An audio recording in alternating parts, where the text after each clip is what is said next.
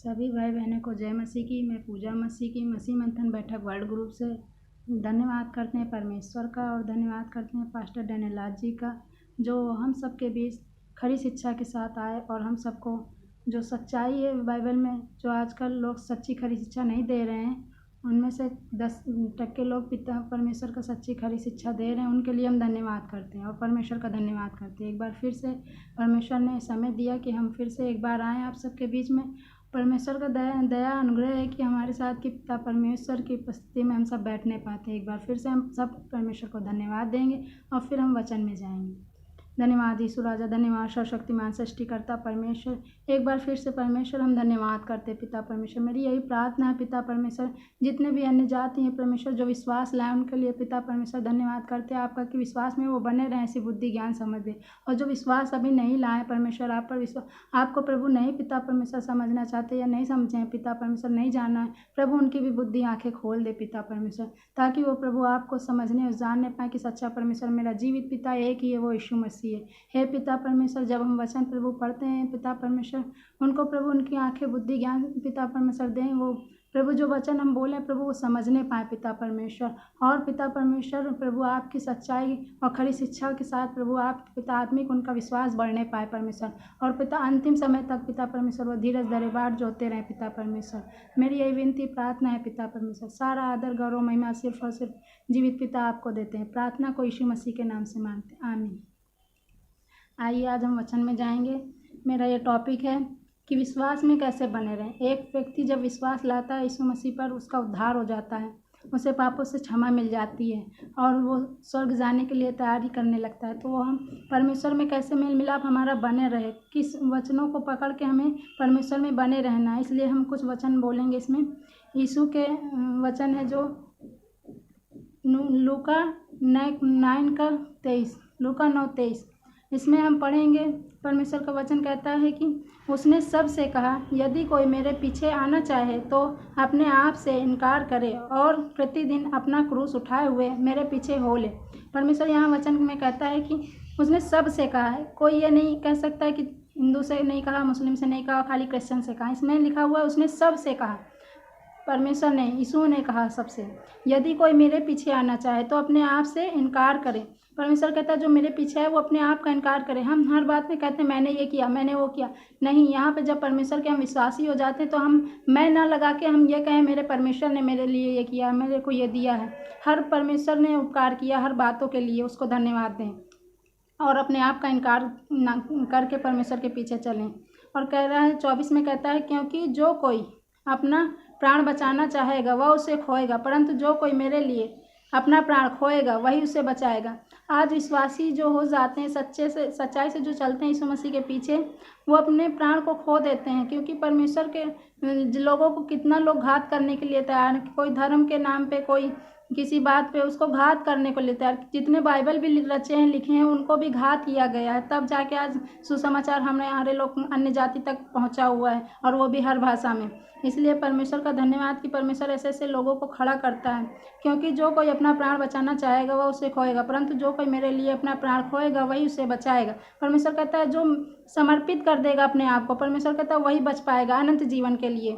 यदि 25 में हम पढ़ेंगे, लूका 9:25, यदि मनुष्य सारे जगत को प्राप्त करे और अपना प्राण खो दे या उसकी हानि उठाए तो उसे क्या लाभ। परमेश्वर कहता है सारे जगत में हर चीज़ हम प्राप्त कर लें, पैसा रुपया लोभ करके जो इंसान करता है, और सारी सुख सुविधाएं को हम प्राप्त जब कर लें और अपने प्राण को अनंत जीवन के लिए हम न जिएं और हम नर्क में जाएं, तो क्या फ़ायदा हमारा इस तरह का जीना। इसलिए परमेश्वर कहता है अपना प्राण खो दे, उसकी हानि उठाए तो उसे क्या लाभ होगा। जो 26 में यहाँ कहता है, जो कोई मुझसे और मेरी बातों से लजाएगा, मनुष्य का पुत्र भी जब अपनी और अपने पिता और की पवित्र स्वर्गदूतों की महिमा सहित आएगा तो उनसे लज जाएगा। यहाँ परमेश्वर कहता है जो कोई, जब हम एक विश्वासी हो जाते तो हमारा कर्तव्य बनता है कि हम सबके सामने खुल के आएँ कि हम यीशु मसीह के सेवक हैं, यीशु मसीह के पुत्र हैं, यीशु मसीह के बेटा बेटी हैं। ना कि ये छिपाने के लिए कि लोग हमें कहेंगे कि धर्म परिवर्तन कर लिया क्या तुमने, उनकी बातों को सुनने के लिए वो झूठ बोलें। झूठ नहीं बोलना है। परमेश्वर यहाँ कहता है जो कोई मुझसे और मेरी बातों से लज जाएगा। इसलिए परमेश्वर की बातों को हमें प्रकट करना है। परमेश्वर की जो आज्ञाएँ हैं, उन जो परमेश्वर ने हमें सिखाया, जो परमेश्वर ने हमें बातें बताई हैं वचन के द्वारा, उन सबको प्रकट करना है लोगों के सामने। उनको छिपा के नहीं रखना, तब तुम्हारा परमेश्वर भी जब आएगा पवित्र स्वर्गदूतों की महिमा सहित आएगा तो वो तुम्हारा इनकार नहीं करेगा, तुम्हें फिर वो अपना लेगा। तो परमेश्वर कहता है तो उससे लज जाएगा। 27 में कहता है मैं तुमसे सच कहता हूँ कि जो यहाँ खड़े हैं वे उनमें से कुछ ऐसे हैं कि जब तक परमेश्वर का राज्य न देख लें तब तक मृत्यु को न सकेंगे। या परमेश्वर कहता है बहुत से मृत्यु को पा चुके होंगे, रैप्चर के समय उठा लिए जाएंगे, लेकिन बहुत से जीवित रहेंगे अंतिम समय तक की। परमेश्वर कहता है जब तक राज्य न देख ले तब तक मृत्यु का स्वाद न चखेंगे। अब यहाँ हम पढ़ेंगे यूहन्ना 15 का 1 से 6 तक कि परमेश्वर में विश्वास में कैसे बने रह सकते हैं। परमेश्वर यहाँ कहता है यीशु सच्ची दाखलता है, सच्ची दाखलता मैं हूँ और मेरा पिता किसान है। जो डाली मुझ में है और नहीं फलती उसे वह काट डालता है। यहाँ परमेश्वर कहता है डाली और दाखलता, परमेश्वर कहता है मैं सच्ची दाखलता हूँ। यीशु मसीह हमारे क्या सच्ची दाखलता है और वो मेरा पिता किसान है। जो डाली मुझ में है और नहीं फलती वह उसे काट डालता है और जो फलती उसे वह छांटता है ताकि और फले। परमेश्वर कहता है कि जो विश्वासी एक विश्वास कर लेता है तो उसको फलवंत होना है। किस प्रकार? एक आत्मा के फल लाना है, संयम, धीरज, कृपा, भलाई, और उसके साथ में हमें क्या करना है? परमेश्वर का सुसमाचार प्रचार करना है, परमेश्वर के लिए अपने आप को खड़ा करना है कि हाँ हम परमेश्वर में चलते हैं, परमेश्वर में विश्वास करते हैं। वो सामने वाला चाहे वो स्वीकार करे या ना स्वीकार करे, वो निंदा करे, परमेश्वर कहता है जब तुम्हारी निंदा हो तो तुम खुश हो, आनंदित हो। इसलिए परमेश्वर कहता है यहाँ पे तुम तो उस वचन के कारण जो मैंने तुमसे कहा शुद्ध हो। तुम मुझ में बने रहो और मैं तुम में। जैसे डाली यदि दाखलता में बनी न रहे तो अपने आप से नहीं फल सकती, वैसे ही तुम भी यदि मुझ में बने न रहो तो फल नहीं सकते। यहाँ परमेश्वर कहता है तुम्हें अगर फलवंत होना, तुम्हें अनंत जीवन पाना है, परमेश्वर को देखना है, परमेश्वर की इच्छा और आज्ञाकारिता में चलना होगा। परमेश्वर कहता है परमेश्वर में बने रहो, निरंतर अपने आप का इनकार करके परमेश्वर के पीछे चलना है। और कहता है मैं दाखलता हूँ, तुम डालियाँ हो, जो मुझ में बना रहता है मैं उसमें वह बहुत फल फलता है। परमेश्वर कहता है जो मुझ में बना रहता है मैं उसमें बना रहता है और बहुत वो फलवंत होता है, क्योंकि मुझसे अलग होकर तुम कुछ भी नहीं कर सकते। एक व्यक्ति कहे मैं तो एक विश्वासी हूँ लेकिन मैं किसी के सामने नहीं बताना चाहता हूँ क्योंकि उसे बुरा लगेगा या ऐसा लगेगा, तो ये विश्वासी नहीं है, वो व्यक्ति विश्वासी नहीं। जब वो परमेश्वर का इनकार कर रहा है, इसको कहना होगा कि विश्वास कर लिया और परमेश्वर को प्रकट नहीं कर रहा अपने जीवन में और परमेश्वर का फल भी नहीं ला रहा और सामने वाले को बता भी नहीं रहा कि मैं विश्वासी हूँ, परमेश्वर को मैं जानता हूँ, भैया आप भी जानो, आप भी सुनो, नहीं बता रहा, तो वो क्या है? परमेश्वर का इनकार कर रहा। प्रभु भी आएगा जब वो फिर उसको इनकार करेगा। इसलिए खुल के सामने आना है और हर एक भाई बहनों को जो विश्वासी हैं वो सच्ची खरी शिक्षा प्राप्त करें, बाइबल पढ़ें और वचन पढ़ें और सामने वाले को भी बताएं परमेश्वर के बारे में। और यहाँ कहता है वह तो डाली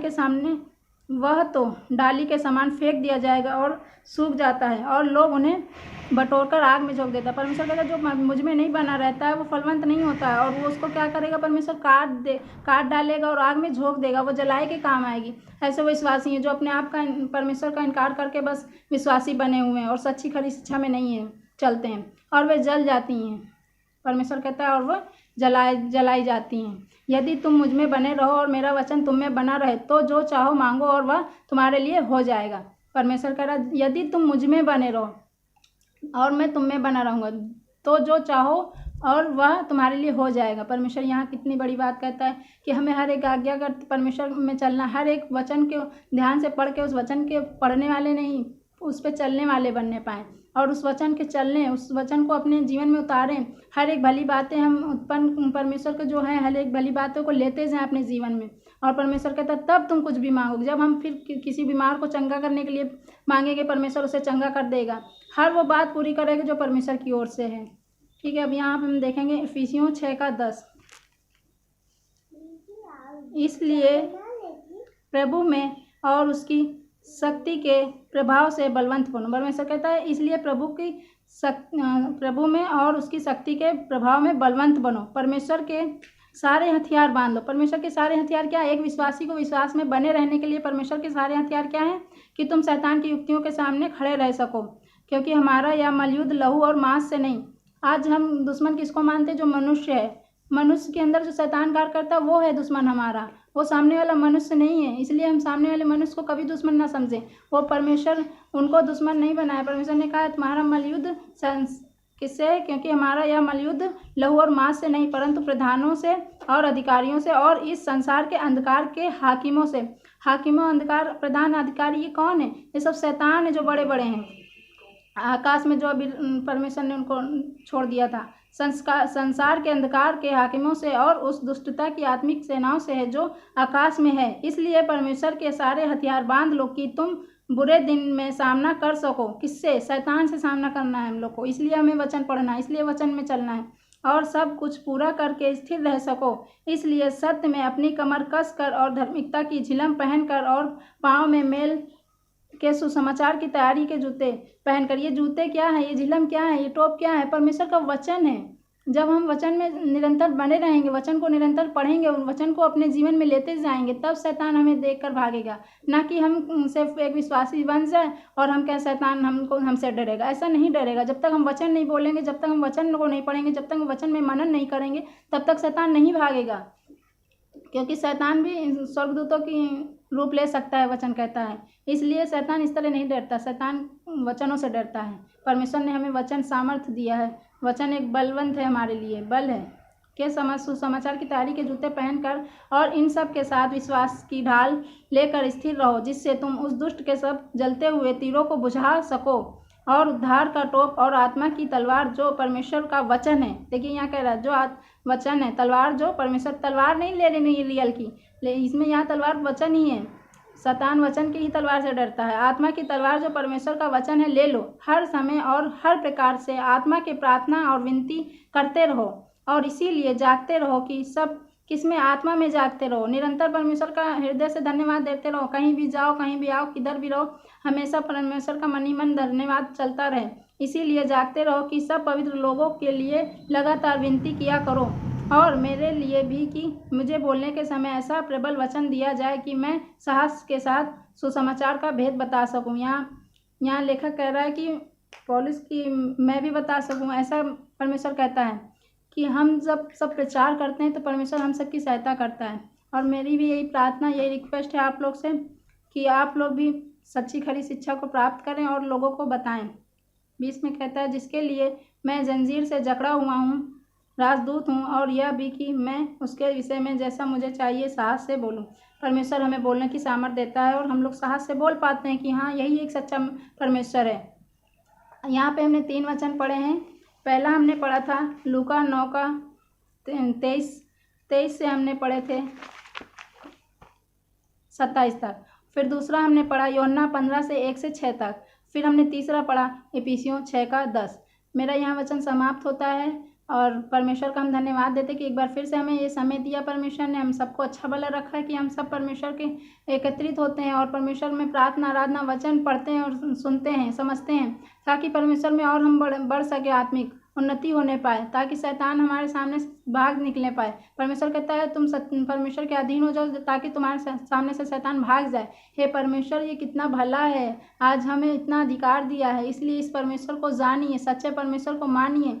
सच्चा एक ही परमेश्वर है। बहुत से कहते हैं मेरा ये धर्म है, मेरे ये भगवान है, हम कैसे उनको कैसे हम दूसरी थाली को कैसे खा सकते हैं। लेकिन दूसरी थाली को ये देखो तो अपनी थाली तुम्हारी सच्ची है, सही है, गलत है। जब परमेश्वर ने कह दिया मैं ही एक ईश्वर हूँ, मुझे छोड़ कोई ईश्वर नहीं है, और किसी ग्रंथ में आप ये लिखा हो तो बताइए। किसी में नहीं लिखा, खाली एक बाइबल ही है जो कहता है मैं ही ये ईश्वर हूँ, मैं ही, मेरे सिवा कोई ईश्वर नहीं है, मैं एक ही हूँ। और सब में कहता है एक है, वो कौन है ये नहीं पता, लेकिन बाइबल कहती है मैं ही एक हूँ।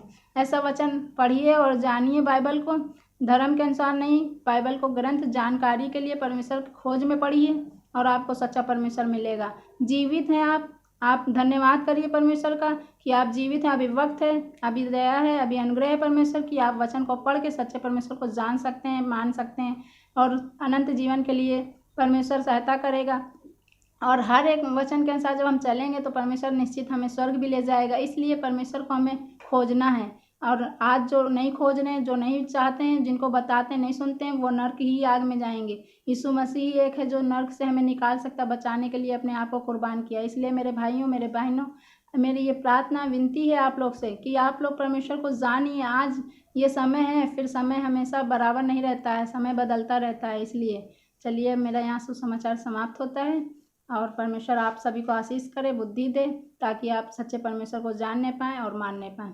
आइए हम प्रार्थना में जाते हैं। धन्यवाद यीशु राजा, धन्यवाद सर्वशक्तिमान सृष्टिकर्ता। एक बार फिर से परमेश्वर हम धन्यवाद करते हैं यीशु मसीह कि आपने प्रभु दया की, अनुग्रह किया कि हम वचन प्रभु पढ़ने पाएँ और लोगों को समझ में आया है पिता। हम धन्यवाद करते प्रभु, और उनको बुद्धि ज्ञान समझ दे, और परमेश्वर जो खोजी नहीं वो खोजी होने पाए, सारी अंधकार की शक्तियाँ उनके जीवन से नाश होने पाए, और परमेश्वर उनको बुद्धि समझ ज्ञान दे, परमेश्वर सच्चे परमेश्वर का ज्ञान प्राप्त करने पाए। धन्यवाद करते प्रभु, सारी बातों में धन्यवाद करते हैं। प्रार्थना को यीशु मसीह के नाम से मांगते हैं, आमीन। जय मसीह की।